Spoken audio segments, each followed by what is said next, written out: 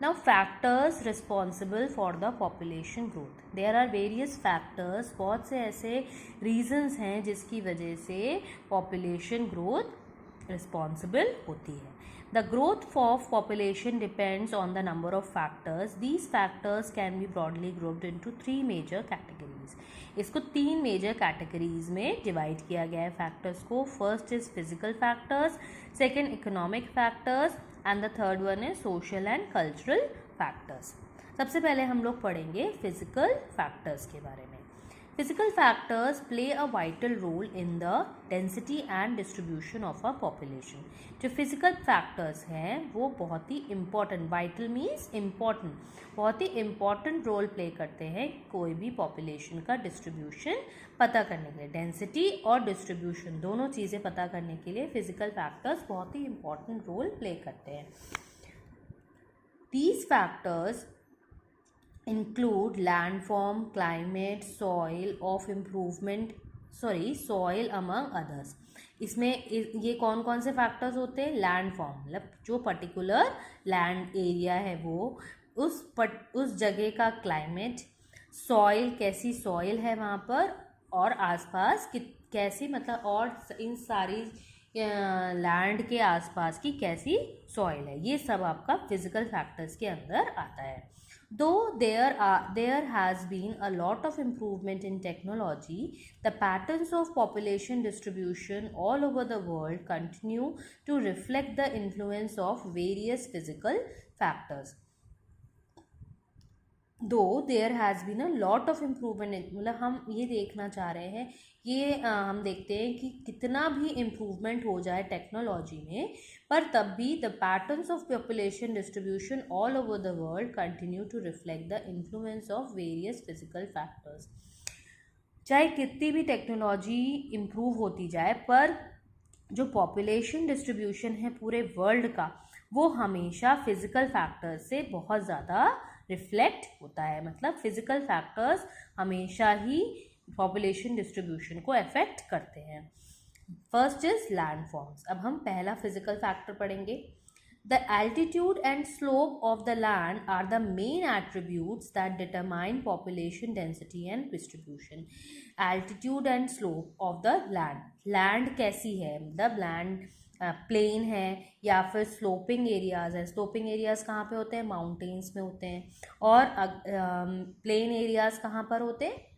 जो आपका northern plains, या आप कह सकते हैं जो हम लोग जहाँ पर रहते हैं वो प्लेन एरियाज़ कहलाते हैं. तो कैसा लैंड है, एल्टीट्यूड कैसा है, कितनी ऊंचाई पे है कि नीचाई पे है, तो ये सारी चीज़ें आपकी पॉपुलेशन डेंसिटी एंड डिस्ट्रीब्यूशन को डिटरमाइन करती हैं, को बताती हैं. The evidence of the influence of altitude and slope on population density and distribution can be observed in the difference in population between mountains and plains. हम इससे कैसे हम पता कर सकते हैं जो लैंडफॉर्म्स होते हैं वो पॉपुलेशन डेंसिटी और डिस्ट्रीब्यूशन को कैसे पता करते हैं? इसके एविडेंसेस कैसे पता चलते हैं?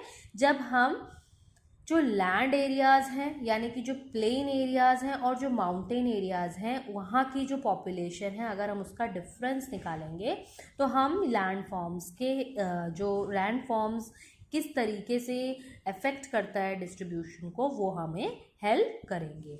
जैसे कि अगर आप फॉर एग्जांपल अगर हम जैसे कि माउंटेन एरियाज़ जो होते हैं वहाँ पर जो लैंड होती है वो कैसी होती है? स्लोपिंग होती है. वहाँ पर आपके इस तरीके के पहाड़ हमेशा रहते हैं. तो ज़्यादातर जो घर बने होते हैं वो माउंटेन्स पे बने होते हैं, और लोगों को वहाँ पर रहना में बहुत ज़्यादा दिक्कत आती है. इसलिए यहाँ की जो पॉपुलेशन होती है वो कैसी होती है?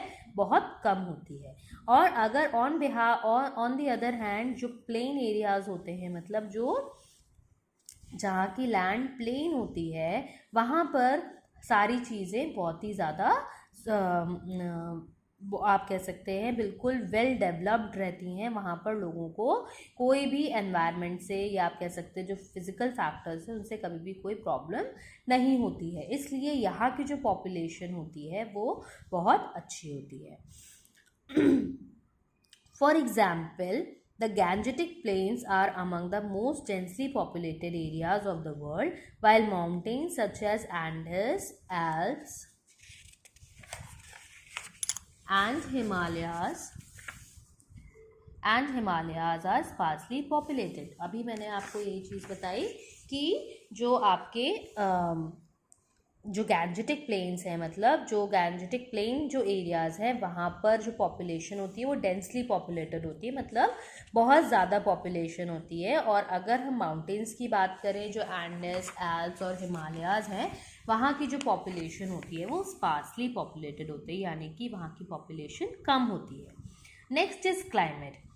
People usually avoid extreme climates that are very hot or very cold, such as Sahara Desert and the polar regions. अब क्लाइमेट भी बहुत अफेक्ट करता है, जैसे कि जहाँ का टेम्परेचर ज़्यादा गर्म या ज़्यादा ठंडा है तो वहाँ पर लोग कम रहना पसंद करते हैं। जैसे कि जो सहारा डेजर्ट है वहाँ बहुत ही एक्सट्रीम में गर्मी होती है, और जो पोलर रीजन्स होते हैं, यानी कि जो आपके आर्कटिक ओशन के आसपास वाले एरिया हैं, तो वहाँ पर क्या होता है, जो पोलर रीजन्स मतलब जहाँ पर बहुत एक्सट्रीम में ठंडा पड़ता है, वहाँ पर भी लोग कम रहना पसंद करते हैं, क्योंकि वहाँ के टेम्परेचर को फेस करना बहुत मुश्किल हो जाता है। Now the third one is soil.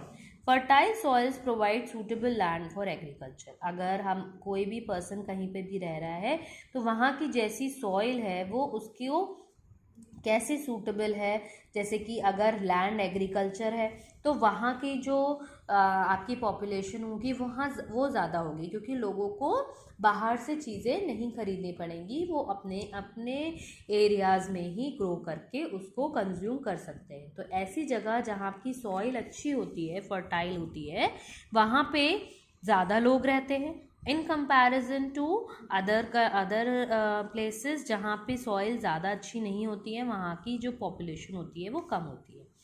अब देखिए यहाँ क्या लिखा है, that fertile plains long rivers such as Ganga and Brahmaputra in India, वांगी and Changjiang in China and the Nile in Egypt are densely populated. जितने भी एरियाज आपके फर्टाइल सॉइल्स वाले हैं वहाँ की जो पॉपुलेशन होती है वो डेंसली पॉपुलेटेड होती है। Now the last one is the water. People prefer to live in areas where fresh water is easily available. लोग जहाँ पे पानी की अवेलेबिलिटी है वो अच्छी होती है, वहाँ पर भी लोग ज़्यादा रहना पसंद करते हैं, क्योंकि because water is the essential thing in our life. अगर हमारी लाइफ के लिए बहुत ज़्यादा ज़रूरी है, हर चीज़ के लिए आपको पानी की ज़रूरत होती है, और अगर कहीं पे पानी की कमी होगी तो वहाँ पर लोग रहना पसंद नहीं करेंगे। इसलिए जहाँ पर पानी की अवेलेबिलिटी ज़्यादा होती है वहाँ पॉपुलेशन ज़्यादा होती है। The river valleys of the world are densely populated while deserts have a sparse population. और जो डेजर्ट्स होते हैं वहाँ की जो पॉपुलेशन होती है वो कैसी होती है, बहुत कम होती है, because you all know that desert में पानी की बहुत ज़्यादा कमी होती है। इसके बाद आता है economic factors. These economic factors we will discuss in our another class. Okay class, thank you.